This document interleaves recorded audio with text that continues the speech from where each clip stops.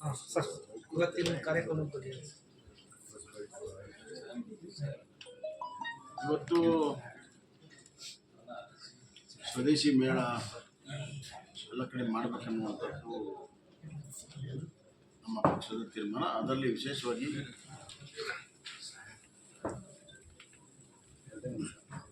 ಪ್ರತಿಯೊಂದು MP ಕ್ಷೇತ್ರದಲ್ಲಿ ಆಗಬೇಕು ಅನ್ನುವಂಥದ್ದು. ಅದೇ ರೀತಿ ಚಿತ್ರದುರ್ಗದಲ್ಲಿ ಇವತ್ತು ಆಗ್ತಾ ಇದೆ. ಕಾರಜೋಳ ಅವರ ಒಂದು ನೇತೃತ್ವದಲ್ಲಿ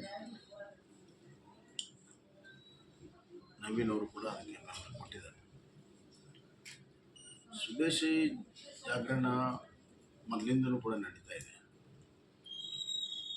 ಸ್ವದೇಶದಲ್ಲಿ ತಯಾರಾಗಿರುವಂಥ ವಸ್ತುಗಳನ್ನು ನಾವು ಬಳಕೆ ಮಾಡಬೇಕು ಅನ್ನುವಂಥ ಒಂದು ದೊಡ್ಡ ಪ್ರಮಾಣದ ಆಂದೋಲನ ನಮ್ಮ ಪ್ರಧಾನಮಂತ್ರಿಯವರು ಕರೆ ಕೊಟ್ಟಿದ್ದಾರೆ. ಮಹಾತ್ಮ ಗಾಂಧೀಜಿಯವರ ಸ್ವದೇಶಿ ಒಂದು ವಿಚಾರ ಅದನ್ನೇ ಮುಂದುವರಿಸ್ಕೊಂಡು ಮಾಡ್ತಾ ಇದ್ದೀವಿ. ಸ್ವದೇಶದಲ್ಲಿ ತಯಾರಾಗಿರುವಂಥ ವಸ್ತುಗಳನ್ನು ಪಾಪ್ಯುಲರ್ ಮಾಡಬೇಕು ಅಂಥೇಳಿ ದೊಡ್ಡ ಪ್ರಮಾಣದಲ್ಲಿ ಇವತ್ತು ಸ್ವದೇಶಿ ಮೇಳವನ್ನು ನಾವು ಮಾಡ್ತಾ ಇದ್ದೀವಿ.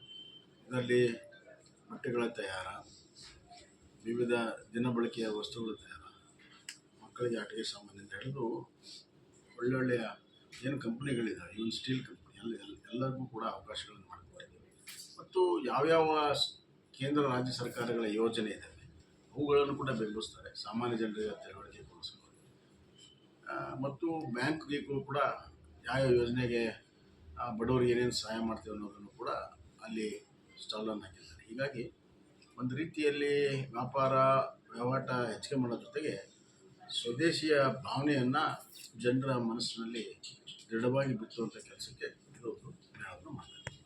ಸರ್, ಈಗ ಡೆಲ್ಲಿ ಬಾಂಬ್ ಬ್ಲಾಸ್ಟು ಪ್ರಕರಣ ನಿಮಗೆ ಅಂದರೆ ಪಾಸಿಟಿವ್ ಆಗಿ ಯೂಸ್ ಮಾಡ್ತಿದ್ದಾರೆ ಅನ್ನೋದು ಕಾಂಗ್ರೆಸ್ ಅವರ ಆರೋಪ. ಅಂದರೆ ಬಿಹಾರ ಎಲೆಕ್ಷನ್ಗೆ ಪರಿಣಾಮ ಬೀರುತ್ತೆ ಅಂತ. ಚುನಾವಣೆ ಇದು ಭಾಳ ಸಣ್ಣ ವಿಚಾರ ಇವೆಲ್ಲ, ಈ ಥರ ಮಾತಾಡೋದು. ಇಡೀ ದೇಶ ಆತಂಕಗೊಂಡಿದೆ. ಭಯೋತ್ಪಾದಕರು ಮತ್ತೆ ತಲೆ ಎತ್ತಿದ್ದಾರೆ. ದಿಲ್ಲಿಯಲ್ಲಿ ಬಾಂಬ್ ಬ್ಲಾಸ್ಟ್ ಆಗಿದೆ ಮತ್ತು ಈಗಿರುವ ತನಿಖೆಯಲ್ಲಿ ಒಂದು ಬೇರೆ ಕಡೆಯಲ್ಲೇ ತೊಗೊಂಡು ಹೋಗುವಾಗ ಅದು ಆಕಸ್ಮಿಕವಾಗಿರುವಂಥ ಬಾಂಬು ಮತ್ತು ಸುಮಾರು 3,000ಕ್ಕಿಂತ ಹೆಚ್ಚು ಅಮೋನಿಯಾ ನೈಟ್ರೇಟ್ ಸಿಕ್ಕಿದೆ. ಒಂದು ದೊಡ್ಡ ಪ್ರಮಾಣ ಇಡೀ ದೇಶದಲ್ಲಿ ಅಲ್ಲೋಲ ಕಲ್ಲೋಲ ಮಾಡುವಂಥ ವಿಚಾರ ಇತ್ತು. ಇಂಥ ದೊಡ್ಡ ವಿಚಾರವನ್ನು ಈ ಥರ ಸಂಕುಚಿತ ರಾಜಕೀಯ ಭಾವನೆ ಮಾಡುವಂಥದ್ದು ನಿಜವಾಗ್ಲೂ ಕೂಡ ಒಂದು ರಾಷ್ಟ್ರೀಯ ಪಕ್ಷಕ್ಕೆ ಶೋಭೆ ತರೋದು. ಚುನಾವಣೆ ಒಂದಿನ ಇರುವ ಮುಂಚೆನೇ ಈ ರೀತಿ ಅದೇಂದ್ರೆ ಆಗುತ್ತೆ ಅಂದರೆ ಏನಿದ್ರ ಅರ್ಥ ಅಂತ ಜಮೀರ್ ಅವ್ರು ಪ್ರಶ್ನೆ ಮಾಡಿದ್ರು. ಅಲ್ಲ, ಜಮೀರ್ ಅವ್ರಿಗೆ ಅವರೇನು ಬಹುತೇಕವಾಗಿ ಜಮೀರ್ ಅವ್ರಿಗೆ ಗೊತ್ತಿತ್ತ ಭಯೋತ್ಪಾದನೆ ಯಾರನ್ನು ನೋಡ್ಕೊಂಡು ಮಾಡ್ತಾರೆ. ಭಯೋತ್ಪಾದನೆ ಆಗಿದೆ, ಅದು ಅಕಸ್ಮಿತವಾಗಿ ಅವ್ರು ತೊಗೊಂಡು ಹೋಗೋಗಾಗಿದೆ ಅನ್ನುವಂಥ ತನಿಖೆ ಬರ್ತಾ ಇದೆ. ಸುಮ್ಮನೆ ಎಲ್ಲದಕ್ಕೂ ರಾಜಕಾರಣ ಬೆರೆಸುವಂಥದ್ದು ಸರಿಯಲ್ಲ. ಸರ್, ಬಿಹಾರ ಎಲೆಕ್ಷನ್ದು ಎಕ್ಸಿಟ್ ಪೋಲ್ ಇದಾಗಿದೆ, NDAಗೆ ಬಹುಮತ ಬಂದಿದೆ, ಏನು ಖಂಡಿತ ಅದು ಮೊದಲಿಂದಲೂ ಕೂಡ ಆ ಥರದ ಟ್ರೆಂಡ್ ಇತ್ತು. ಬಿಹಾರದಲ್ಲಿ ಅಲ್ಲಿಯ ನಿತೀಶ್ ಕುಮಾರ್ ಅವರ ಒಂದು ಇಮೇಜು, ಆಡಳಿತ ಮತ್ತು ಪ್ರಧಾನಮಂತ್ರಿ ನರೇಂದ್ರ ಮೋದಿಯವರ ಯೋಜನೆಗಳು, ಹಲವಾರು ವರ್ಷ ನೆನೆಗುದಿ ಬಿದ್ದಂಥ ಇನ್ಫ್ರಾಸ್ಟ್ರಕ್ಚರು ಯೋಜನೆಗಳು, ಶಿಕ್ಷಣ ಸಂಸ್ಥೆಗಳು ಎಲ್ಲವೂ ಕೂಡ ಬಿಹಾರದಲ್ಲಿ ಪ್ರಾರಂಭ ಆಗಿದ್ದರಿಂದ ಜನರು ಅಭಿವೃದ್ಧಿಯನ್ನು ಬಯಸ್ತಾರೆ ಮತ್ತು ಜನರು ಯಾವಾಗಲೂ ಕೂಡ ಶಾಂತಿಯನ್ನು ಬಯಸ್ತಾರೆ. ಹಿಂದಿನ RJDಯ ಜಂಗಲ್ ರಾಜ್ಯ ಇಂದಿಗೂ ಕೂಡ ಆಸಿಲ್ಲ, ಜನರ ಮನಸ್ಸಿನಿಂದ ಹೋಗಿಲ್ಲ.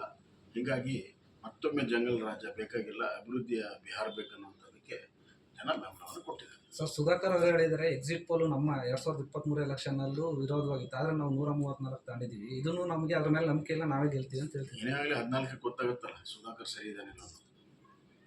ಸರ್, ಈಗ ನವೆಂಬರ್ ಕ್ರಾಂತಿ BJPಯಲ್ಲೇ ಆಗುತ್ತೆ, ಅಂದರೆ ವಿಜೇಂದ್ರ ಅವರು ಕೆಳಗಿಳಿತಾರೆ ರಾಜ್ಯಾಧ್ಯಕ್ಷ ಸ್ಥಾನದಿಂದ. ನವೆಂಬರ್ಗೆ ಈ ತಿಂಗಳಲ್ಲಿ ರಾಜ್ಯಾಧ್ಯಕ್ಷ ಸ್ಥಾನದಿಂದ ವಿಜೇಂದ್ರ ಕೆಳಗಿಳಿತಾರೆ ಅಂತ ಹೇಳ್ತಿದ್ದಾರೆ. ಪ್ರಶ್ನೆ ಇಲ್ಲ, ಯಾರು ಹೇಳಿದ್ರು? ಸುಮ್ಮನೆ ಮೊದಲು ಕಾಂಗ್ರೆಸ್ಸಲ್ಲಿ ಆಡಳಿತ ಪಕ್ಷದಲ್ಲಿ ಆಗುತ್ತಿರೋದನ್ನು ನೋಡಿಬಿಟ್ರೆ ನಮಗೆ ದಿನನಿತ್ಯ ಒಬ್ಬರು ಹೇಳಿಕೆ ಕೊಡ್ತಾ ಇದ್ದಾರೆ. ನಮ್ಮದು BJP ಯಾವಾಗಲೂ ಒಂದು ಬಲಿಷ್ಠವಾಗಿರುವ ರಾಷ್ಟ್ರೀಯ ಸ್ಥಿರ ಪಕ್ಷ. ನಮ್ಮ ಏನು ಹೈಕಮಾಂಡ್ ಏನು ಹೇಳ್ತಿದ್ದೆ ಅದನ್ನೆಲ್ಲರೂ ಕೂಡ ನಾವು ಪಾಲಿಸ್ತೀವಿ.